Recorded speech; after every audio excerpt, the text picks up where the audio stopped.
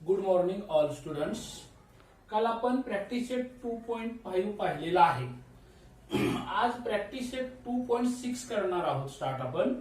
तर या practice set मध्ये आपल्याला काय पाहायचं आहे तर ऍप्लिकेशन्स ऑफ क्वाड्रॅटिक इक्वेशन्स, म्हणजेच आपल्याला जी लेखी गणित दिलेली आहेत ते पाहायचे आहेत. Now will start practice set 2.6. First example, product of Pragati's age 2 years ago and 3 years hence is 84. Find her present age. बघा काय गणित दिलेलं त्याच्या अगोदर मी मराठीत अर्थ सांगतो.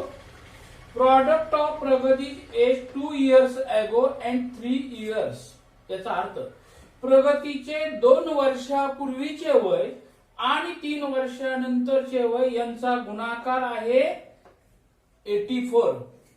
तर तिचे आजचे वय काढा. प्रेझेंट एज म्हणजे आजचे वय काढा. प्रथम आपण तिचे प्रेझेंट एज मानू. बघा, द प्रेझेंट एज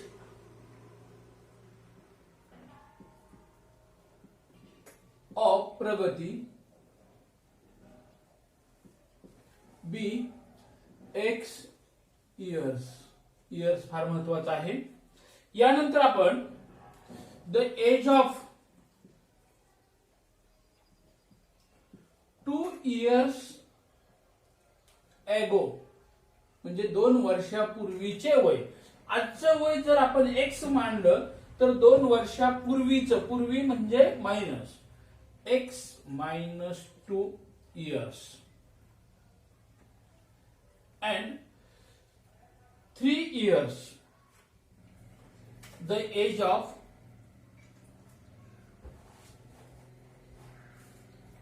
3 years म्हणजे 3 वर्षानंतरचे वय काय होईल एक्स प्लस 3 years. बघा, आपल्याला प्रेझेंट एज मिळालं, 2 years ago एज मिळालं and 3 years 3 वर्षानंतरचं एज मिळालेलं आहे. आता काय कंडिशन दिलेली आहे बघा. देअरफॉर फ्रॉम द कंडिशन 2 वर्षापूर्वीचे वय आणि 3 वर्षानंतरचे वय यांच्या वयाचा गुणाकार 84 दिलेला आहे. 2 वर्षापूर्वीचे वय एक्स मायनस 2, 3 वर्षानंतरचे वय एक्स प्लस 3 यांचा गुणाकार आहे 84. प्रॉडक्ट म्हणजे गुणाकार. तर आपल्याला प्रथम या 2 ब्रॅकेटचा गुणाकार करावा लागेल. म्हणजे आपल्याला कंडिशन काय मिळाली. First bracket X minus 2, second bracket X plus 3 is equal to 84. यांचा गुणाकार करत असताना पहिल्या ब्रॅकेटने दुसऱ्या ब्रॅकेटला गुणत असताना प्रथम एक्स ने गुणावं लागेल आणि नंतर मायनस 2 ने. एक्स ने एक्स ला मल्टिप्लाय केलं एक्स स्क्वेअर, नंतर प्लस चिन्ह एक्स ने 3 ला मल्टिप्लाय करा 3x, नंतर 2 ने मल्टिप्लाय करायचं 2 च्या अगोदर मायनस चिन्ह, चिन्ह बदलतील मायनस 2x मायनस 2 ने 3 ला मल्टिप्लाय केलं 6 is equal to 84. X square या लाईक टर्मचा विचार करू. 3x मायनस 2x 1x, मोठ्या संख्येत चिन्ह प्लस मायनस 6. 84 चा आपण पक्षांतर करतोय प्लस आहे इकडे येताना काय होईल minus. Therefore x square plus x minus minus plus 84 plus 6 90, मोठ्या संख्येत चिन्ह मायनस. एक क्वाड्रॅटिक इक्वेशन मिळालेले आपल्याला. या क्वाड्रॅटिक इक्वेशनचं आपण बारकाईने ऑब्झर्वेशन केलं तर या ठिकाणी लक्षात येईल कॉन्स्टंट टर्म 90 आहे, त्याला मायनस चिन्ह आहे. म्हणजेच आपल्याला गुणाकार 90 पाहिजे आणि त्याला मायनस चिन्ह असल्यामुळे वजाबाकी मिडल टर्म एवढी किती 1. म्हणून त्याची फोड करू आपण 10 गुणिले 9. 10 9 90, 10 मधून 9 गेले 1 राहिले. आता चिन्ह बघा, मिडल टर्मला प्लस चिन्ह आहे म्हणून मोठ्या संख्येला प्लस, लहान संख्येला minus. X square plus 10x minus 9x minus 90 is equal to 0. एकूण 4 टर्म आलेले आहेत, त्याचे रूपांतर 2 टर्म मध्ये. पहिल्या 2 टर्म मधून आपण x कॉमन काढू. एक्स स्क्वेअर मधून x काढले x प्लस इथून x काढले तर काय राहील 10 मायनस 9 कॉमन काढा. इथं x मायनस चिन्हामुळे इथलं चिन्ह बदलेल. 9 ने 90 ला भागल्यानंतर किती 10. दोन्ही ब्रॅकेट समान आलेले आहेत, त्यापैकी एक second bracket x minus 9 is equal to 0. First bracket is equal to 0 or second bracket is equal to 0. Therefore, x is equal to -10 और x is equal to 9. x means काय आहे? प्रेझेंट एज ऑफ प्रगती. म्हणजे आपल्याला या ठिकाणी x च्या दोन व्हॅल्यू मिळालेल्या आहेत. हे आहे वय काढायचं. एज. एज कधीही निगेटिव्ह नसतं. The age cannot be negative. Therefore, x is not equal to -10 म्हणजेच x is equal to किती आलं? 9. म्हणजेच therefore the present age of प्रगती is 9 years. म्हणजे तिचं वय आपल्याला किती मिळालं? 9 वर्ष. Now we look second example. बघा काय आहे second example. Sum of the squares. Square शब्दाखाली अंडरलाईन करायची. Sum of the squares of two conjugative natural even numbers is 244. Find the numbers. बघा गणिताचा मराठीत अर्थ सांगतो. कॉन्जुगेटिव्हचा अर्थ आहे क्रमागत. दोन क्रमागत समनैसर्गिक संख्यांच्या वर्गांची बेरीज 244 आहे. तर त्या संख्या काढा. आता पहिल्यांदा आपल्याला दोन क्रमवार समनैसर्गिक संख्या मानाव्या लागतील. बघा इथं महत्वाची एक मी तुम्हाला टिप देतोय. इव्हन नंबर असू द्या, ऑड नंबर असू द्या, पहिली संख्या x माना आणि दुसरी x+2 माना. तिसरी पहिली x, दुसरी x+2, तिसरी x+4, चौथी आली तर x+6. बघा let two conjugative natural even numbers be x and x+2. पहिली x, दुसरी x+2. Therefore, from the given condition,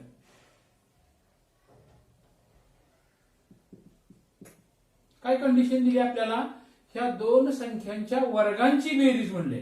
पहिल्या संख्येचा स्क्वेअर प्लस दुसऱ्या संख्येचा स्क्वेअर इज इक्वल टू 244. या ठिकाणी एक्स स्क्वेअर आहे तसंच. इथं ब्रॅकेटचा स्क्वेअर आहे.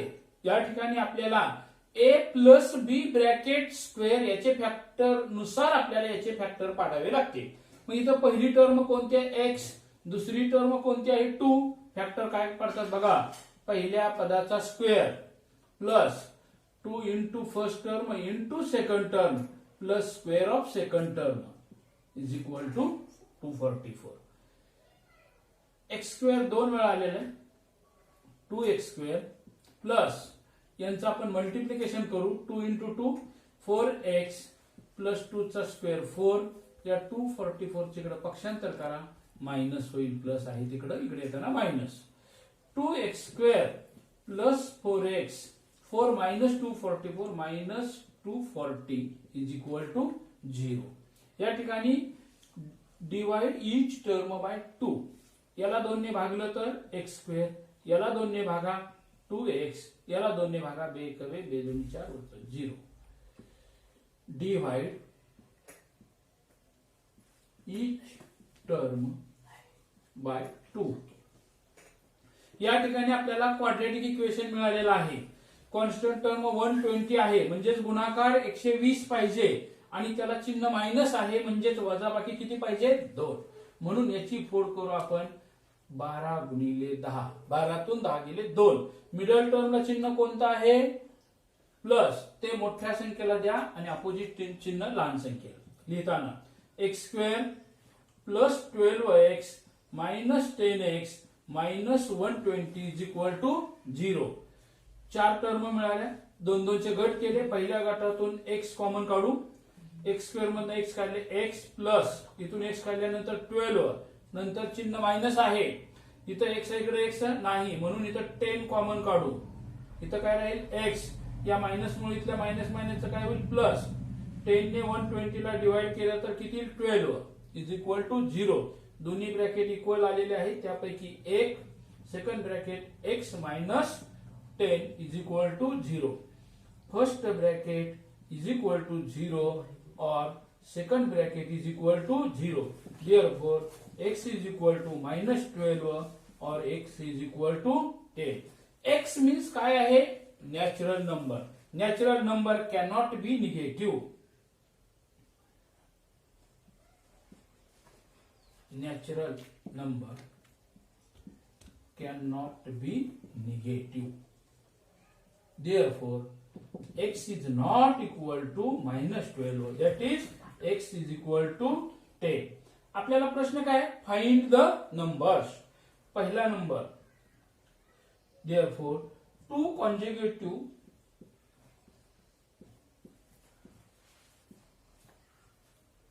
even natural numbers are पहिला 10 and दूसरा 10 plus 2 12. Okay. Now we look next example. बघा example काय आहे? विवेक is older than Kishore by 5 years. विवेक हा किशोर पेक्षा 5 वर्षांनी मोठा आहे. The sum of the reciprocals of their ages is 1/6. म्हणजे त्यांच्या वयांच्या रेसिप्रोकलचा अर्थ व्यस्त किंवा गुणोत्तर म्हणू शकतो आपण. तर त्यांच्या जी वय आहे प्रेझेंट एज त्याच्या गुणोत्तरांची बेरीज 1/6 आहे. तर त्यांचं प्रेझेंट एज काढायचं आहे आपल्याला. अशा ज्या गणितामध्ये आपण वन व्हेरिएबल वापरतो त्यामध्ये जी लहान आहे त्याचं वय पहिल्यांदा मानायचं आहे. इथं लहान कोण आहे बघा? Vivek is older than Kishore by 5 years. म्हणजेच विवेक हा किशोर पेक्षा 5 वर्षांनी मोठा आहे. म्हणजेच किशोर लहान आला. मग आपण किशोरचं पहिल्यांदा वय x वर्ष मानू. Let the present age of Kishore be x years. किशोरचं आजचं वय आपण x वर्ष मानलेलं आहे. मग विवेक हा त्यापेक्षा 5 वर्षांनी मोठा आहे. Therefore, the present age of Vivek is काय होईल? x plus 5 years.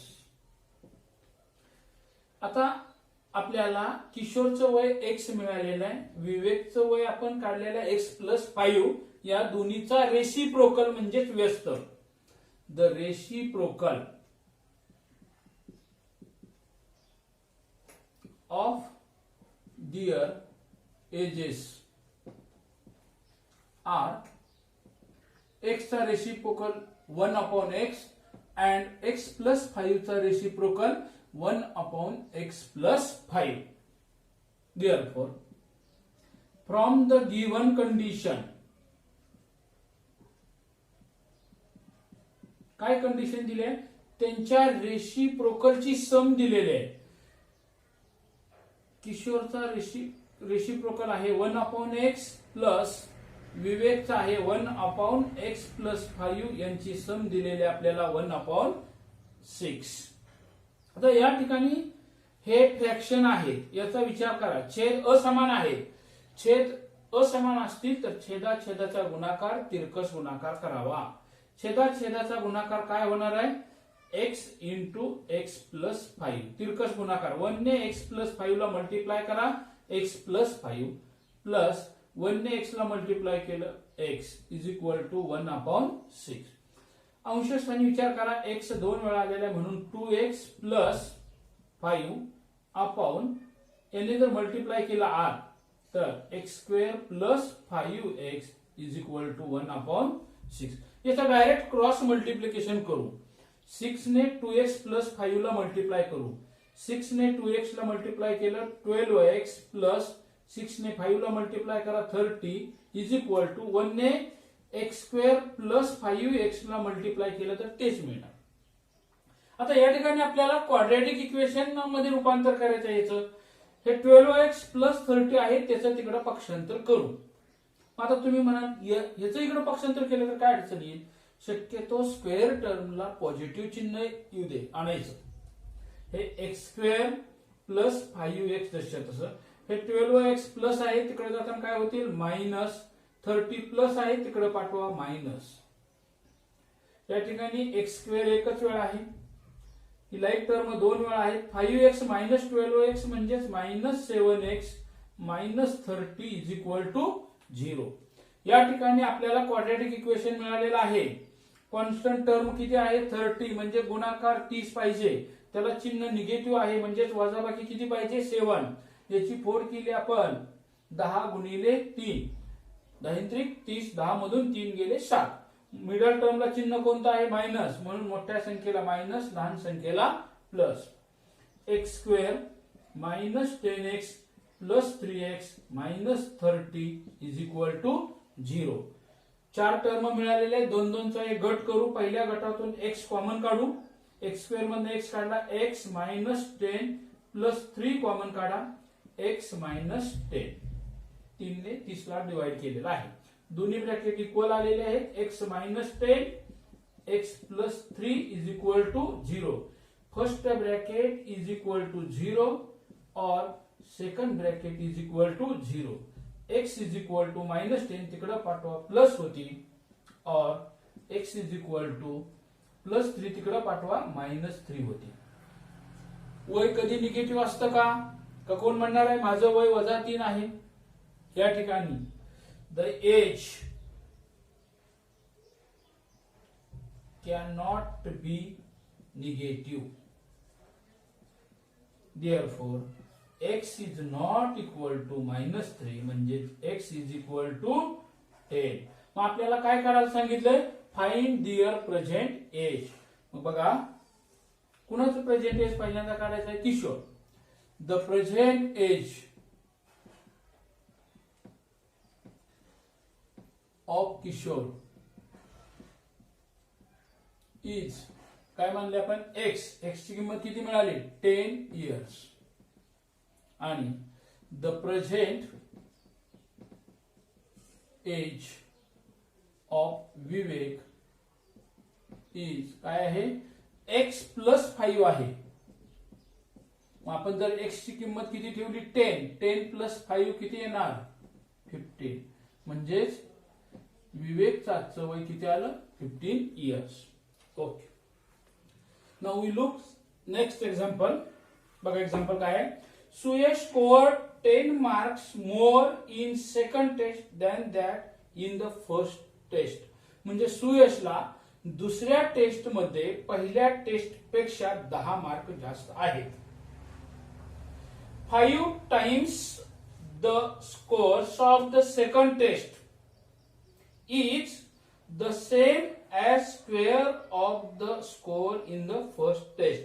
Find his score in the first test. पहिल्या वाक्यात आपल्या लक्षात आलेलं आहे त्याला पहिल्या टेस्ट मध्ये थोडे मार्क कमी आहेत. मग आपण त्याचं वाक्य लिहू. Late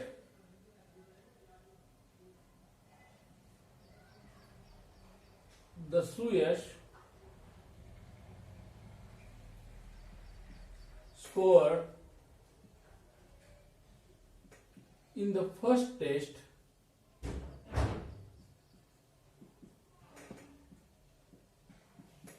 be x marks.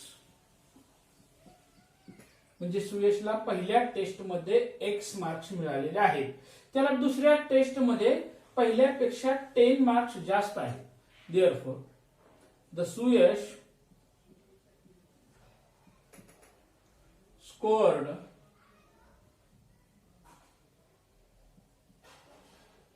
in the second test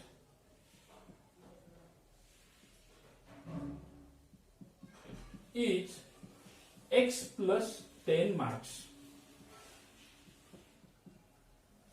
पहिल्या टेस्टचे x दुसऱ्या टेस्टचे x plus 10. आता काय कंडिशन दिली आहे बघा आपल्याला. फ्रॉम द कंडिशन काय कंडिशन आहे 5 times the score of the second test. म्हणजे दुसऱ्या टेस्टची 5 पट. दुसऱ्या टेस्टची किती मार्क आहेत x प्लस 10 त्याची किती पट 5 पट. इज म्हटलं is equal to square of the score of the first test, म्हणजे पहिल्या टेस्टचा स्क्वेअर. या 5 ने याला मल्टिप्लाय करा. 5 ने x ला मल्टिप्लाय केलं 5x प्लस 5 ने 10 ला मल्टिप्लाय करा 50 is equal to x square. आता आपल्याला या दोन्हीचं तिकडं पक्षांतर करायचंय. तुम्ही म्हणाल सर त्यापेक्षा एकाचं पक्षांतर करणं सोपं आहे. आता ज्याच्या अगोदरच्याच गणिताला सांगितलं तुम्हाला शक्यतो स्क्वेअर टर्मला निगेटिव्ह चिन्ह येऊ द्यायचं नाही, म्हणून या दोन्हीचं तिकडं पक्षांतर करू. एक्स स्क्वेअर प्लस 5x तिकडे जाताना मायनस 5x प्लस 50 तिकडे जाताना मायनस 50 इज इक्वल टू 0. या ठिकाणी क्वाड्रॅटिक इक्वेशन मिळालेले आपल्याला. कॉन्स्टंट टर्म किती आहे 50 आहे, म्हणजे आपल्याला गुणाकार 50 पाहिजे. कॉन्स्टंट टर्मला चिन्ह निगेटिव्ह आहे, म्हणजेच वजाबाकी किती पाहिजे 5. म्हणून 50 ची फोड केली आपण 10 गुणिले 5, 10 मधून 5 गेले 5 राहिले. मिडल टर्मला मायनस चिन्ह आहे, म्हणून मोठ्या संख्येला मायनस, लहान संख्येला plus. X square minus 10x plus 5x minus 50 is equal to 0. 4 term मिळालेले आहेत. पहिल्या दोन चे गट करू. पहिल्या गटातून x कॉमन काढले, एक्स स्क्वेअर मधनं x काढले x मायनस 10x मधनं x काढले 10, नंतर प्लस चिन्ह आहे. तिथं x आहे, इकडे x आहे का नाही, म्हणून x कॉमन काढता येणार नाही. 5 कॉमन काढू. काय राहिली तर x मायनस 5 ने 50 ला भाग घालवा 10 इज इक्वल टू 0. दोन्ही ब्रॅकेट इक्वल आलेले आहेत. एक ब्रॅकेट घ्या, second bracket x plus 5 is equal to 0. First bracket is equal to 0 और second bracket is equal to 0. Therefore x is equal to 10 और x is equal to minus 5. Plus 5 तिकडे जाताना minus. आता x च्या दोन किमती मिळालेल्या आहेत. एक x is equal to 10 and और x is equal to minus 5. x म्हणजेच काय आहेत मार्क्स आहेत. Therefore the marks cannot be negative.